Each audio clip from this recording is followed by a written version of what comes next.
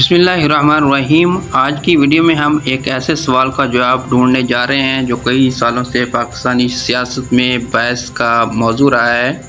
سوال یہ ہے کہ کیا واقعی عمران خان کی والدہ کا تعلق کسی یہودی خاندان سے تھا یا یہ محض ایک افواہ اور پروپیگنڈا ہے؟ آئیے حقائق کو سامنے رکھتے ہیں۔ عمران خان کی والدہ کا نام شوکت خانم تھا۔ وہ ایک پشتون خاندان سے تعلق رکھتی تھی۔ ان کا خاندان نیازی قبیلے سے منسلک تھا جو پشتونوں کا ایک قدیمی قبیلہ ہے۔ ان کی پرورش ایک روایتی مسلم گھرانے میں ہوئی۔ سیاست میں اکثر حریف ایک دوسرے پر الزامات لگاتے ہیں۔ عمران خان کے خلاف بھی مخالفین نے یہ پروپیگنڈا کیا کہ ان کی والدہ کا تعلق یہودی خاندان سے تھا۔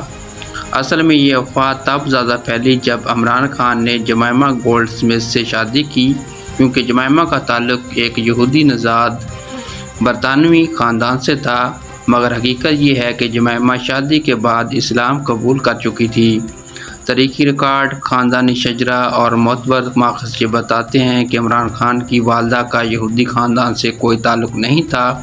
وہ ایک روایتی مسلم پشتون خاندان کی بیٹی تھی، یعنی یہ الزام مکمل طور پر بے بنیاد ہے۔ پاکستانی سیاست میں اکثر جھوٹ اور افواہیں پھیلائی جاتی ہیں تاکہ عوام کو گمراہ کیا جا سکے۔ ایسے وقت میں ضروری ہے کہ ہم سچ اور جھوٹ میں فرق کریں۔ عمران خان کی والدہ ایک مسلمان خاتون تھی اور یہ کہنا ہے کہ ان کا تعلق یہودی خاندان سے تھا محض ایک پروپیگنڈا ہے۔ اگر آپ کو یہ ویڈیو پسند آئی ہو تو اسے لائک کریں، اپنے دوستوں کے ساتھ شیئر کریں اور چینل کو سبسکرائب کرنا نہ بھولیں۔ شکریہ۔